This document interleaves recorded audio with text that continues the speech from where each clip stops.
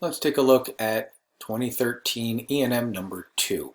This is a circuit with a switch, a resistor, and a capacitor, and then a battery that we can then either connect to the resistor and capacitor or disconnect. And they want us to start out by considering, if we're going to charge the capacitor, where do we move the switch? What we want is to make a complete path that we can trace unbroken through the capacitor and back around to the battery, which means that we need to move the switch to position B. And then what we want to do is measure the voltage of the capacitor. So we need to connect a voltmeter to opposite sides of the capacitor.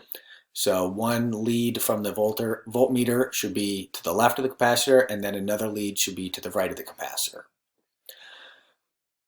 Now we're going to take a look at some actual data, which should indicate that we're going to have to make a graph. And what we want to do is find the time constant.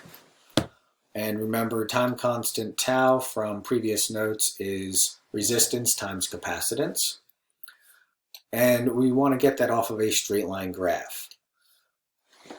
Well, we are discharging the capacitor, and if you remember from our derivations from before, discharging the capacitor, we're going to have the voltage as a function of time is going to be the starting voltage and then exponential decay. They did not tell us that we need to derive this equation. So in this case, it is very useful to have this equation memorized because we're going to have to manipulate this equation in order to get a straight line. There are a bunch of options for getting this straight line, and you have to keep in mind that we don't know what RC is. This is supposed to be our slope. It's not going to be our slope if it's in the exponent. So we have to get it out of the exponent so it can be our slope. So rearranging this equation, we're going to have a natural log of v at some time t over the original velocity is equal to minus t over rc. And what I did for my numbers is I moved that minus sign over here. So we're going to have minus ln of v over v naught equals 1 over rc. Whoops, that's supposed to be the other side of the parentheses. 1 over rc, and then times t. And we can, if we manipulate our data table such that this whole thing is y, and then this is our slope, and this time is our x. So we have some calculations to do, and what you need to keep in mind is that you just need to make it so that 1 over rc is going to be your slope, and you can have a bunch of options for this. This is just one option. Another option, remember the rules of exponents.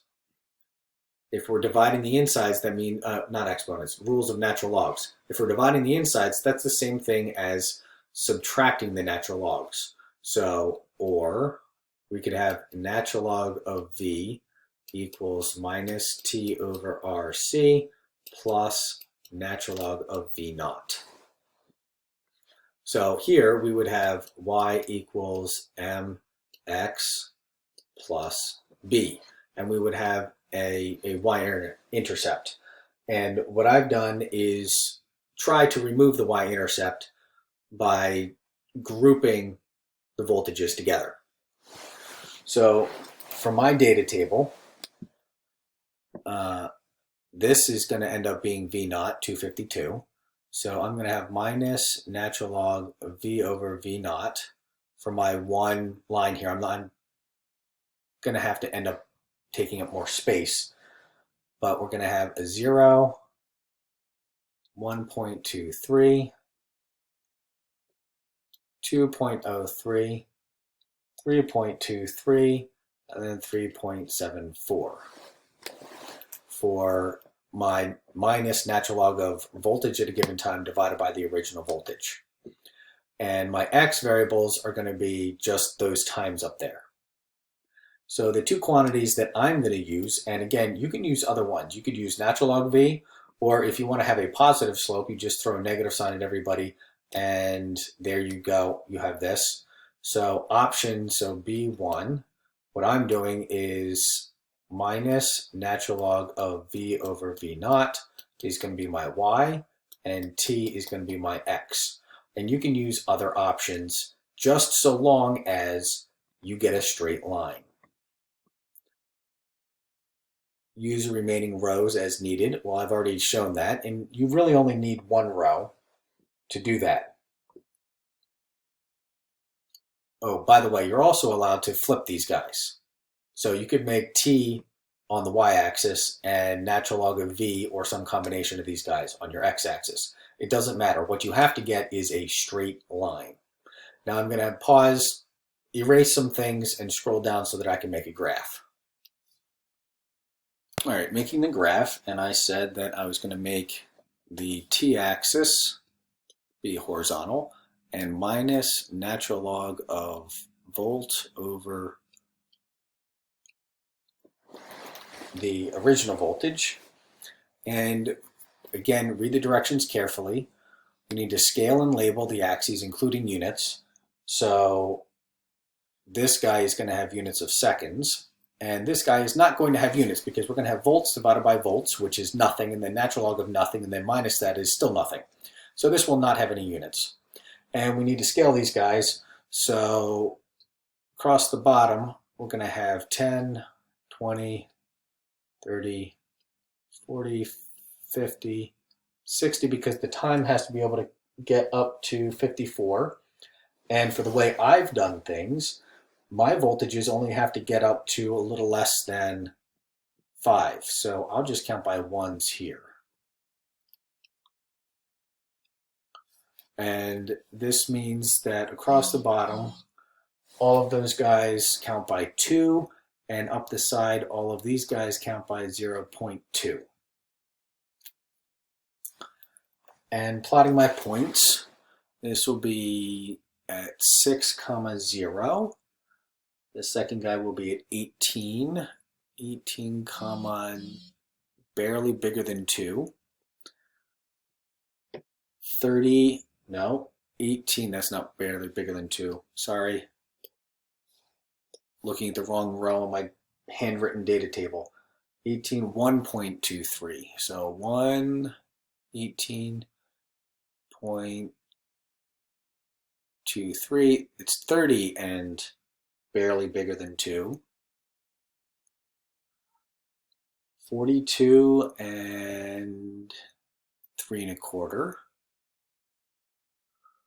And then 54 and 3.75. So 3.75. Now I'm going to pause again and try to draw a straight line.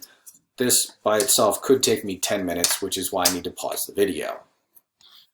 All right, having drawn the line, now we need to find a suitable point on the line, not the data points. So that guy looks pretty good at 42 and 3.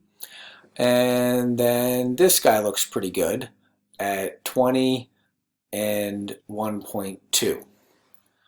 So part D, find the value of the time constant. So if you remember, I decided to do V over V naught as Y, 1 over RC times T. That means the slope is going to be 1 over RC. So slope equals 1 over RC equals the time constant is change in Y over change in X. So change in Y is going to be 3 minus 1.2, and change in X is going to be 42 minus 20. So that's going to be 1.8 divided by 22.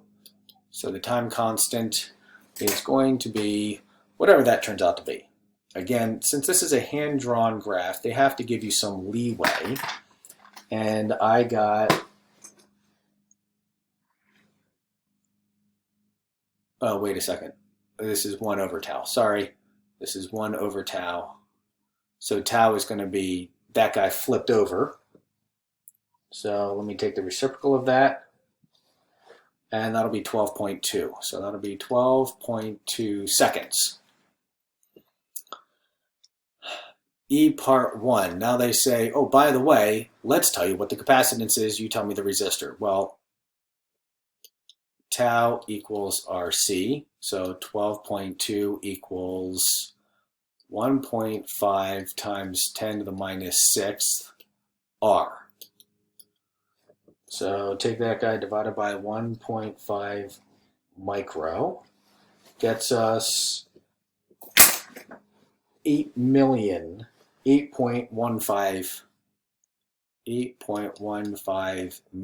or mega ohms. When I did this by hand on my paper, I got pretty close to the same thing. I got 8.33. So they're looking for something in the neighborhood of 8 million. That's E part 1. All right. Use a dashed line to sketch possible graph. The capacitance was greater. All right, so if the capacitance is greater, let's go take a look back here at our slope. So if we make C bigger, that's going to make the fraction smaller, and that's going to make the slope smaller. So our dashed line should be rotated to have a smaller slope. Notice it doesn't change the value of the y-intercept. So we're going to have the same slope, and all they want to see is the fact that this line for part E part 2 is lower. So how do we indicate justifying here? Slope equals 1 over RC if C is bigger. 1 over RC is smaller. Whoa, that's supposed to be the eraser. Is smaller. Therefore, shallower line.